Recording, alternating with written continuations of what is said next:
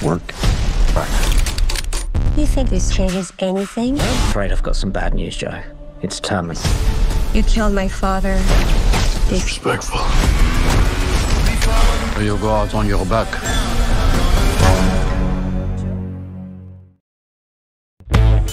Halo, apa kabar semua? Semoga kalian sehat. Kali ini saya akan menceritakan film terbaru dari Dave Bautista, si pemain SmackDown.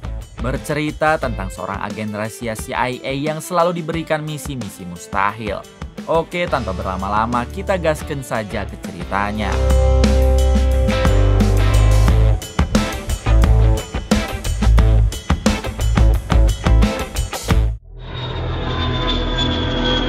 Di awal film kita akan diperkenalkan dengan seorang pria bernama JJ yang sedang mengawal penyanyi terkenal untuk konser di Jerman. Diberitahu kalau JJ ini merupakan agen rahasia CIA yang selalu diberi misi mengawal orang-orang penting. You crack me up, JJ. Tak berselang lama, JJ diberi minum oleh satu pramugari wanita. Namun JJ mempunyai feeling tidak enak sehingga ia mengecek minuman itu terlebih dulu. I couldn't help but overhear. Thank you.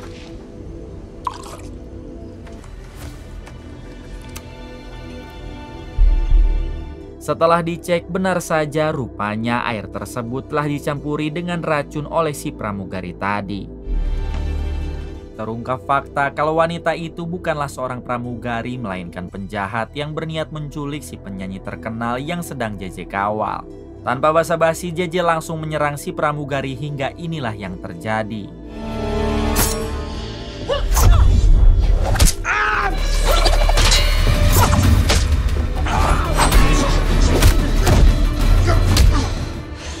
Di tengah perduelan datanglah seorang wanita remaja bernama Sophie yang merupakan anak tiri JJ dengan menggunakan alat canggihnya. Sophie langsung melempar granat ke pesawat itu sehingga membuat JJ, si penyanyi terkenal, dan si pramugari gadungan terlempar ke bawah.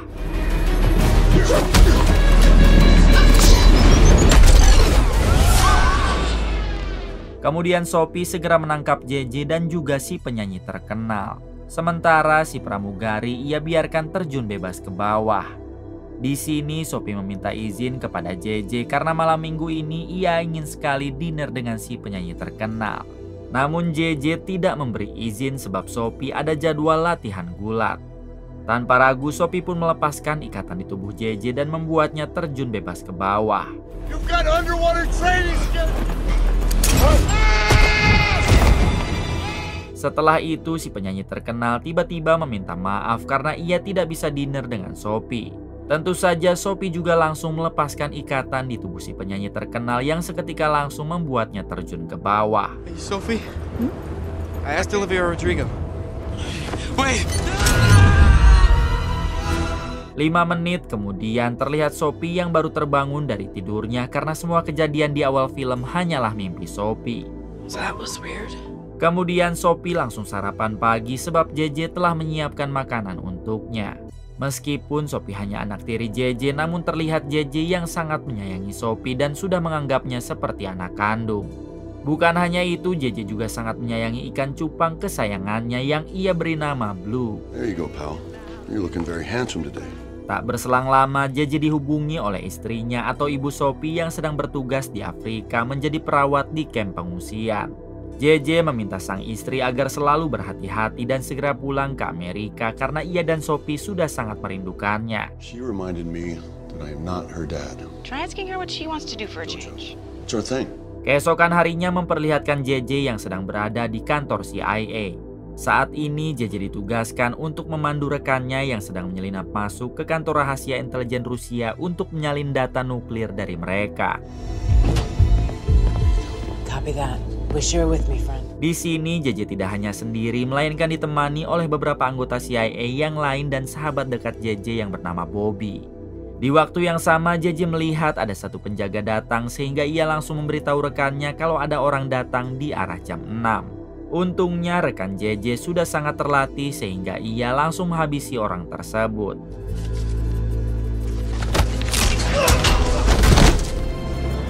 Diberitahu kalau rekan JJ ini bernama Christina. Dan setelah itu, Kristina segera masuk ke ruangan rahasia intelijen Rusia untuk menyalin data nuklirnya. Ketika berada di dalam, Kristina langsung saja menyalin semua data nuklir tersebut ke dalam flash disknya. Saat masih proses penyalinan, JJ melihat ada 7 penjaga yang akan memasuki ruangan itu. JJ meminta Kristina agar sebaiknya kabur saja. Namun Kristina menolak dan akan menunggu semua datanya tersalin dulu. Terlihat JJ, Bobby, dan semua rekannya di CIA yang panik sebab jika sampai Kristina tertangkap maka akan terjadi perang. Akan tetapi untungnya saat 7 penjaga itu sampai di dalam ruangan, Kristina sudah berhasil kabur sembari membawa salinan data nuklir tersebut.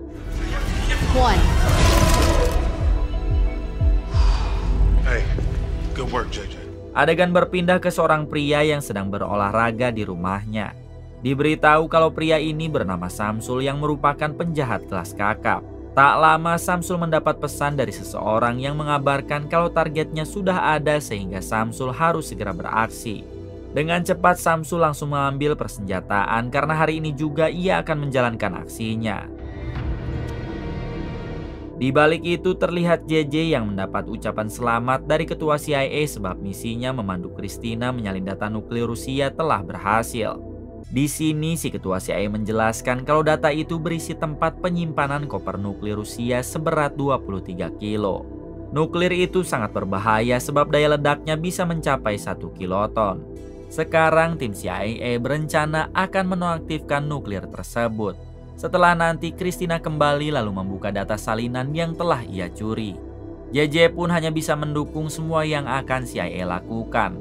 Namun JJ meminta maaf sebab dirinya tidak bisa ikut andil dalam menonaktifkan nuklir itu karena dirinya ingin fokus dulu menjaga Sophie. Mendengar hal tersebut, si ketua CIA menjadi cemberut karena orang satu-satunya yang bisa diandalkan hanyalah JJ. Akan tetapi JJ tetap menolak dan si ketua CIA bisa mengandalkan Kristina yang kehebatannya hampir sama dengan JJ. Di tempat lain memperlihatkan Sophie yang sedang latihan paduan suara di sekolahnya.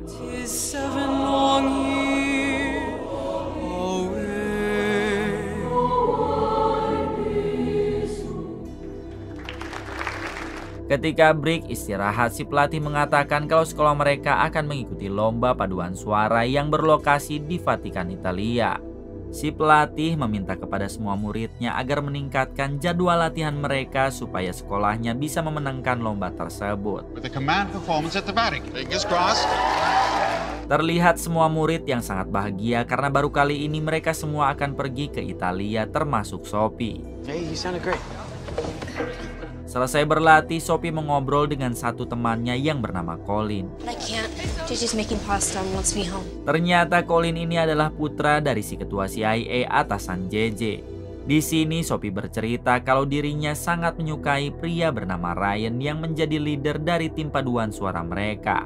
Bahkan Sophie sampai bermimpi kalau Ryan menjadi penyanyi terkenal lalu dikawal oleh JJ ayah tirinya. Mendengar hal tersebut, Colin meminta agar sebaiknya Sophie jangan dulu menunjukkan rasa sukanya terhadap Ryan. Karena setahu Colin, Ryan adalah seorang playboy. Come on, for real. Thanks. See ya. Di sisi lain memperlihatkan Kristina si agen rahasia rekan JJ yang sedang bersantai di sebuah villa. Sebelum kembali ke Amerika, Kristina memutuskan untuk berlibur dulu sambil membawa flash di salinan data nuklir yang sebelumnya ia curi. Ketika Kristina akan masuk ke dalam, ternyata di sana sudah ada Samsul si penjahat kelas kakap yang langsung menodong Kristina. Rupanya Samsul sedang mengincar flash disk berisi data nuklir yang dibawa oleh Kristina. Samsul meminta Kristina agar menyerahkan flash disk tersebut jika dirinya masih ingin hidup. Tak ada pilihan lain, Kristina pun hanya bisa pasrah sambil memberikan flash disknya. Akan tetapi setelah Samsul mendapatkan flash disk itu, ia tetap menghabisi Kristina. Sore harinya memperlihatkan Sophie sedang latihan fighting yang dilatih langsung oleh JJ. Meskipun masih remaja, namun terlihat kemampuan Sophie sudah lumayan.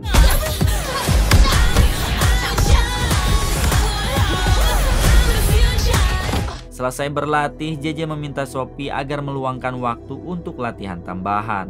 Akan tetapi Sophie menolak sebab dirinya harus segera pulang untuk mengerjakan tugas sekolah. Now you prefer making pasta and scones. Well, I think it's just another excuse to skip practice and take the easy road. But everything else still stands. Ketika di parkiran, Sophie dibuat gembira tatkala mendapat pesan dari guru paduan suara kalau sekolah mereka akan berangkat ke Vatikan, Italia 2 hari lagi. Everyone. Oh my god, I'm going to Italy. Pagi harinya JJ bercerita kepada Bobby rekannya di CIA kalau ia akan menemani Sophie ke Vatikan untuk mengikuti lomba paduan suara. Bobby menyarankan agar sebaiknya JJ meminta izin dulu kepada si ketua CIA perihal itu. Namun tentunya si ketua CIA telah menyetujuinya sebab Cullen, putra si ketua CIA, juga ikut pergi ke Vatikan. Diberitahu kalau si ketua CIA dan yang lain sampai sekarang belum mengetahui terkait kematian Christina dan flash disk berisi data nuklirnya telah dicuri oleh Samsul.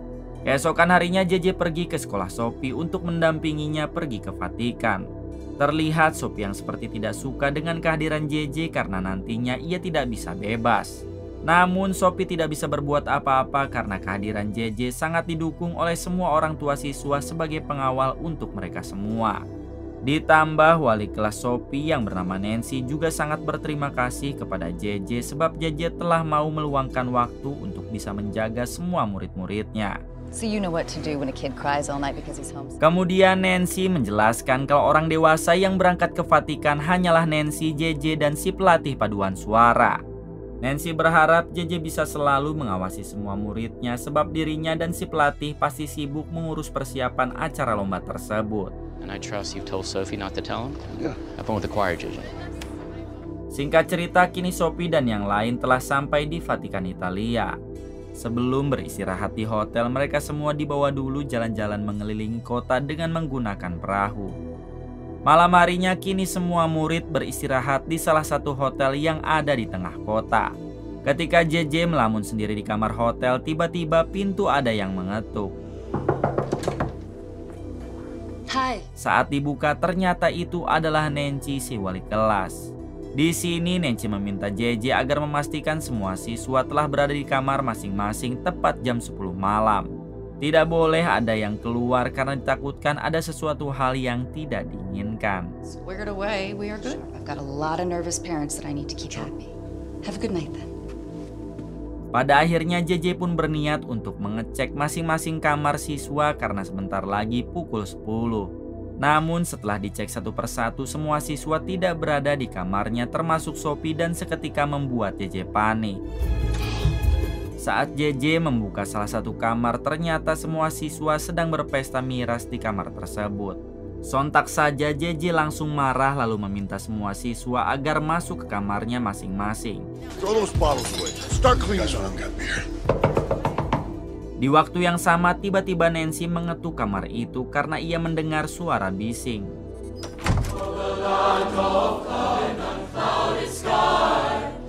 Alhamdulillahnya ketika Nancy memaksa masuk, semua siswa sudah rapi dan berpura-pura sedang berlatih paduan suara.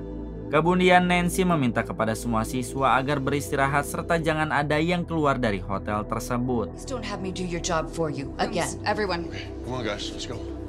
Adegan berpindah kepada si ketua CIA yang baru mendapat kabar kalau Christina sudah beberapa hari ini tidak pernah ada kabar.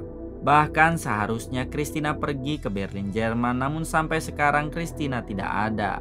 Mendengar hal tersebut, si ketua CIA pun segera menghubungi orang-orang yang ada di Berlin untuk memastikan apakah benar Christina tidak ada di sana. Malam harinya adegan kembali kepada Sophie dan Cullen, si anak ketua CIA yang berniat akan memaksa keluar hotel untuk bersenang-senang. Di sini Sophie juga mengajak Ryan, si playboy, hingga mereka bertiga keluar hotel tanpa sepengetahuan JJ. Akan tetapi baru saja beberapa langkah keluar dari hotel, ternyata JJ sudah memergoki mereka bertiga. JJ mengizinkan mereka bertiga jalan-jalan hanya sebentar saja. JJ yang tidak tega akhirnya ia pun memberi izin Sophie asalkan hanya 35 menit saja. Mendengar hal tersebut tentunya Sophie, Ryan, dan Cullen sangat senang sehingga mereka bertiga segera pergi untuk berjalan-jalan.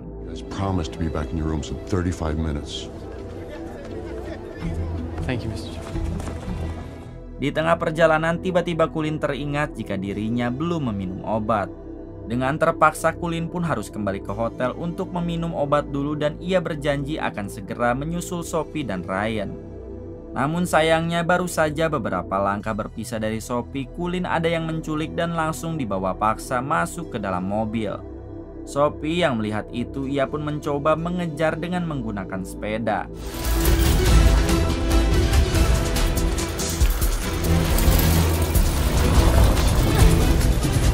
Di tengah pengejaran, Sophie harus terjatuh dan hampir tertabrak. Namun beruntung JJ datang tepat waktu yang langsung menyelamatkan Sophie. Kemudian Sophie menjelaskan kalau Kulin telah diculik entah oleh siapa. Mendengar hal tersebut, JJ pun hanya bisa terdiam karena sekarang si ketua CIA pasti meminta pertanggungjawaban kepada JJ. Adegan berpindah kepada si ketua CIA yang mendapat panggilan dari Kulin putranya. Namun ketika diangkat, yang berbicara bukanlah Kulin melainkan si penculik yang ternyata adalah Samsul. Samsul meminta si ketua CIA agar datang ke Roma sendirian lalu mengambil sebuah alat yang telah Samsul sediakan. Jika sampai si ketua CIA datang dengan polisi atau anggota CIA yang lain, maka dipastikan Kulin putranya akan tewas. Setelah panggilannya dimatikan, si ketua CIA langsung menghubungi JJ dan menanyakan apa yang telah terjadi. JJ pun meminta maaf dan mengakui kalau semua ini adalah kesalahannya. Seharusnya JJ tidak mengizinkan Sophie dan Kulin pergi agar tidak terjadi hal seperti ini. Si ketua CIA yang tidak mau berdebat, ia pun meminta JJ agar datang ke Roma besok pagi lalu mengawasinya dari jarak jauh. Sebab si ketua CIA akan datang ke Roma untuk mengambil alat yang Samsul perintahkan. Tentu saja JJ mengiyahkan permintaan si ketua CIA. Saat di perjalanan untuk menuju hotel, Sophie sempat memotong mobil Samsul lalu menunjukkannya kepada JJ. Ketika diperbesar, terlihat jelas wajah Samsul dari spion mobil tersebut. Pada akhirnya JJ pun menyadari kalau penculik itu adalah Samsul. Di sini Sophie bertanya siapakah Samsul dan kenapa ia menculik Kulin. Untuk motif penculikannya JJ belum tahu pasti, namun JJ kenal betul dengan Samsul yang merupakan mantan militer satu angkatan dengan JJ.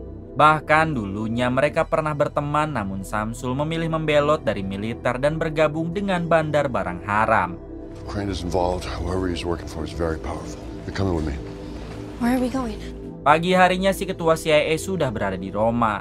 Ia pun langsung berjalan sendiri menuju lokasi yang telah Samsul berikan. Sementara JJ dan Sophie terlihat sedang mengawasi si ketua CIA dari jarak jauh. There he is. We gotta keep our distance. Sesampainya di lokasi tujuan, si ketua CIA langsung mengambil satu kotak rahasia dari Samsul, lalu pergi ke dalam mobil. Kemudian ia menjemput JJ dan Sophie yang sedari tadi sedang mengawasinya. Get in. Saat masuk ke dalam mobil, ternyata si ketua CIA tidak sendiri melainkan bersama dengan Bobby, rekan JJ. Di tengah perjalanan barulah si ketua CIA memarahi JJ karena dianggap tidak becus menjaga Kulin putranya. Namun untungnya Sophie membela JJ dengan mengatakan kalau penculikan itu terjadi karena Sophie mengajak Kulin berjalan-jalan bahkan tanpa sepengetahuan JJ. Mendengar hal tersebut barulah emosi si ketua CIA mereda lalu membuka kotak rahasia yang diberikan oleh Samsul.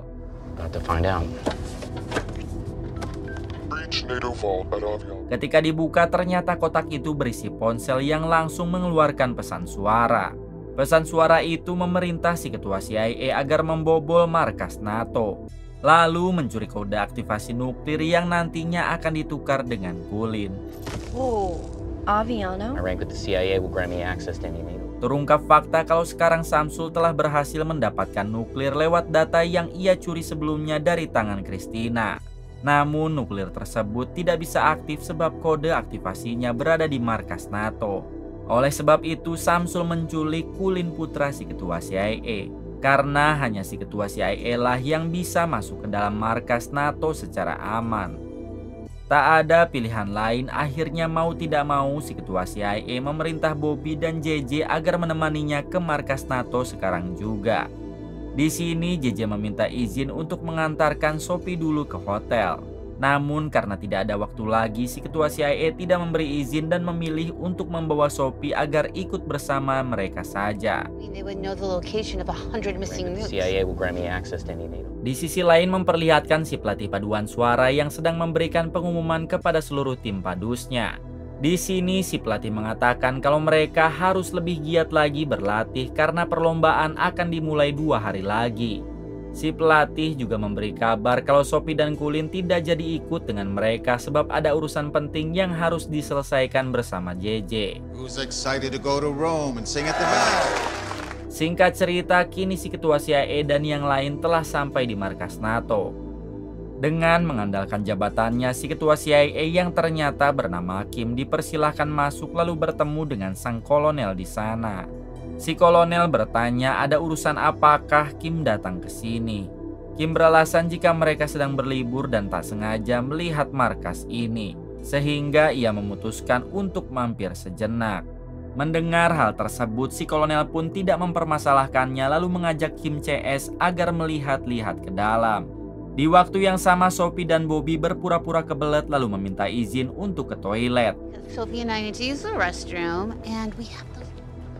Pada akhirnya Bobby dan Sophie pergi ke toilet sedangkan Kim dan JJ dibawa masuk ke dalam karena kebetulan di sana sedang ada pertandingan tinju bebas. Oh boy. Setelah itu Sophie dan Bobby diam-diam masuk ke ruangan brankas untuk mencuri kode aktivasi nuklir yang diinginkan Samsul. Di tempat lain memperlihatkan Kim yang meminta JJ agar ikut bertarung tinju bebas untuk mengulur waktu sembari menunggu Bobby berhasil mencuri kode. Kim juga meminta JJ agar tidak usah melawan dan ia akan memberikan tanda jika Bobby telah berhasil. Mau tidak mau JJ pun menuruti perintah Kim hingga terjadilah perduelan tinju bebas. Come on, Bobby. Di tengah perduelan terlihat JJ yang terus saja bertahan sambil menunggu Bobby berhasil mencuri kode. Hingga setelah mukanya cukup bonyok, akhirnya Bobby dan Sophie datang yang artinya mereka telah berhasil mencuri kode aktivasi nuklir. Dengan cepat JJ berpura-pura menyerah saja agar pertandingan itu segera dihentikan. Now, JJ, now! We're way longer than I thought. Kemudian Kim, JJ, dan yang lain segera berpamitan pergi dari sana. 1 jam setelahnya Kim mendapat pesan dari Samsul yang memintanya agar melakukan pertukaran antara kode aktivasi nuklir dengan Cullen. Samsul juga memberikan alamat detailnya hingga dengan cepat Kim CS segera pergi ke tempat tersebut. Let's roll. Sesampainya di lokasi pertemuan, Kim meminta JJ agar menemaninya sementara Bobby dan Sophie menunggu di kafe sambil memantau mereka dari jauh. Tak lama datanglah Samsul dengan menggunakan mobil besar dan tiba-tiba menabrak mobil Kim. Akibat hal tersebut, Kim dan JJ menjadi pingsan lalu Samsul dan para anak buahnya segera membawa Kim dan JJ. Bobby beserta Sophie yang melihat hal tersebut, mereka berdua pun langsung mengikuti kemana JJ dan Kim dibawa. Ketika tersadar, JJ dan Kim sudah berada di markas Samsul dengan kondisi 2 tangannya diikat. Tak lama datanglah Samsul dan langsung menyapa JJ beserta Kim. What have you done with my son? He's fine, son, about you. Di sini JJ bertanya untuk siapakah Samsul bekerja. Samsul menjawab kalau sebentar lagi juga bos mereka akan segera datang. Who are you working for? Time for work.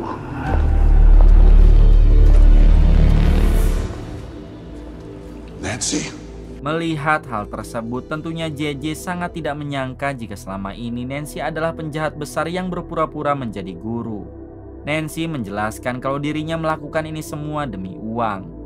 Nancy akan menyimpan nuklir itu di tempat perlombaan paduan suara digelar, yang mana di sana ada puluhan SMA dari masing-masing setiap negara berikut dengan para presiden dari masing-masing negara yang ikut menyaksikan perlombaan paduan suara terbesar itu. Dengan begitu, Nancy akan meminta tebusan ke setiap negara yang ada di sana jika nuklirnya tidak ingin diledakkan. Kemudian Nancy meminta Kim agar memberikan kode nuklirnya sekarang juga dan ia berjanji akan membebaskan Kulin putranya. Tak ada pilihan lain, akhirnya Kim memberikan kode nuklir tersebut. Put him in the car and get rid of the boy. Akan tetapi setelah kode nuklirnya diberikan, Nancy meminta para anak buahnya yang lain agar membawa Kim. Sedangkan Samsul diperintah untuk menghabisi Kulin putra Kim. Nancy sendiri akan mengurus JJ dengan menyuntikkan racun mematikan ke tubuh JJ. This is a powerful neurotoxin. Every month. Setelah menyuntikkan racun tersebut, Nancy pun bergegas pergi dari sana.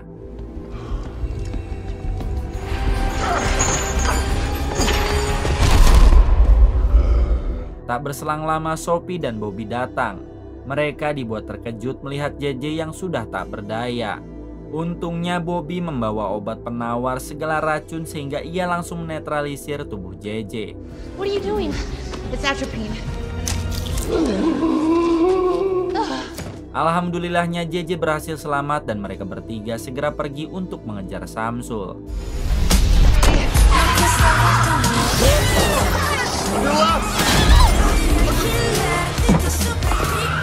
Dengan menggunakan alat canggih di tabnya, dengan mudahnya Bobby dapat mengetahui kemana Samsul pergi. Samsul sendiri kini pergi ke rumahnya untuk menghabisi Kulin, karena ternyata Kulin disekap di rumah Samsul. Sementara Kim dibawa oleh Nancy dan yang lain ke kota Vatikan untuk mengaktifkan nuklir tersebut.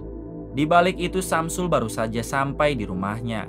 Namun ternyata Kulin telah kabur sehingga Samsul langsung mencarinya ke kebun yang berada di pinggir rumah. Benar saja ternyata Kulin sedang bersembunyi di kebun itu dan mencoba melarikan diri.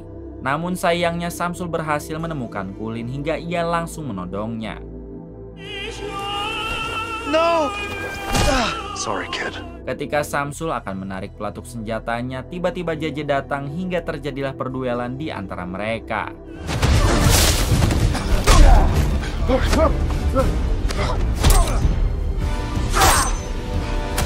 Di tengah perduelan, Bobby dan Sophie mencoba menembaki Samsul dari kejauhan. Namun sayangnya semua tembakan itu meleset sehingga Samsul berhasil melarikan diri.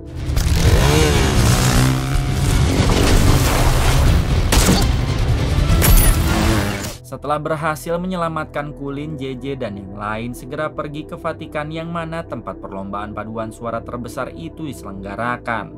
Sesampainya di sana terlihat perlombaan itu yang sangat megah dan dihadiri oleh setiap presiden dari masing-masing negara yang mengikuti lomba tersebut. Sedangkan Nancy dan yang lain sudah berada di ruangan bawah tanah pusat kota Vatikan sambil menyimpan nuklir yang dibawanya. You don't have to do this, Nancy. Kemudian Nancy mengirim video kepada masing-masing negara, lalu meminta tebusan $50 juta setiap negara jika nuklirnya tidak ingin diledakkan.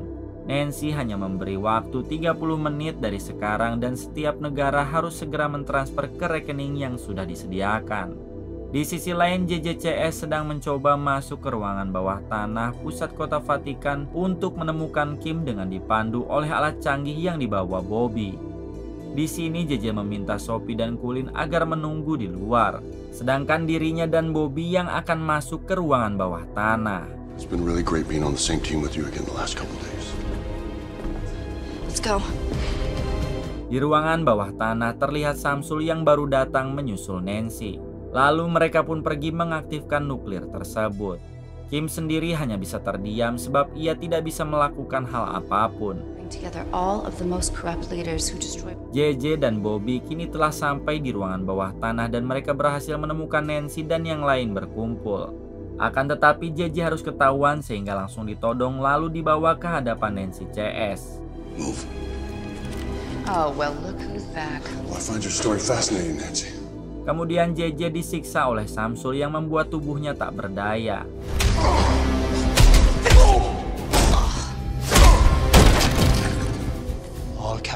Di sini Samsul mengatakan kalau kemarin ia sempat masuk ke rumah JJ dan menghabisi ikan cupang biru yang ada di akuarium. Mendengar ikan cupang kesayangannya telah tewas, JJ pun seketika bangkit dan balik menghajar Samsul beserta para anak buahnya.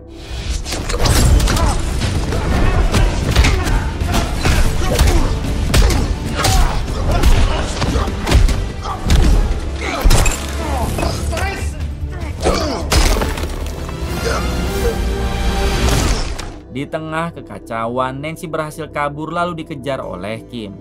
Sementara Samsul juga memilih kabur sembari membawa remote untuk menonaktifkan nuklir tersebut. Dengan cepat JJ mengejar Samsul dan terjadilah aksi kejar-kejaran.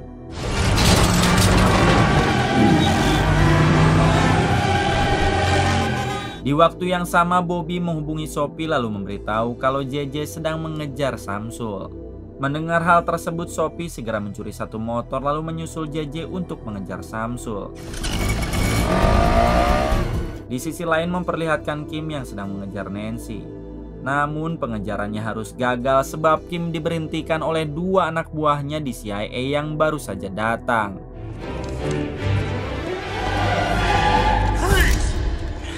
Kim pun langsung memarahi mereka berdua karena awalnya mereka mengira kalau Kim telah berkhianat dan ikut bergabung dengan Nancy. Need to evacuate everyone now. Kembali kepada JJ dan Sophie yang masih mengejar Samsul.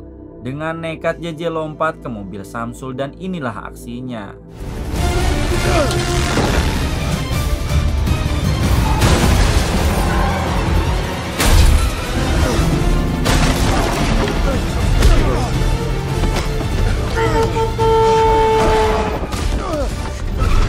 Untungnya mobil itu tidak sampai terjun ke dalam air dan JJ langsung ditodong oleh Samsul.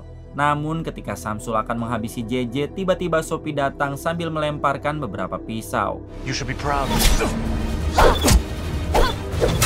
Dengan cepat JJ langsung menambahkan lagi tusukan ke dada Samsul hingga membuatnya tewas seketika.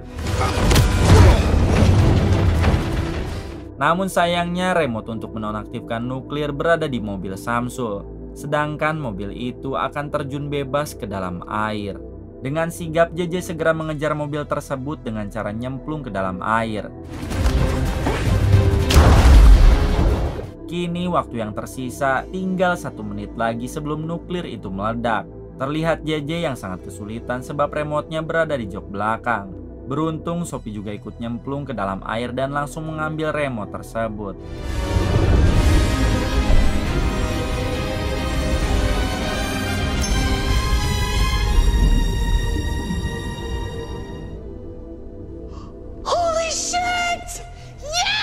Meskipun harus pingsan, JJ berhasil menonaktifkan remote nuklirnya tepat 2 detik sebelum meledak.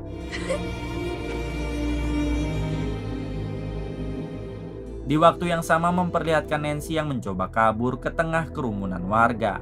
Namun ternyata Cullen mengejar Nancy lalu meneriakinya dengan sebutan wanita jahat.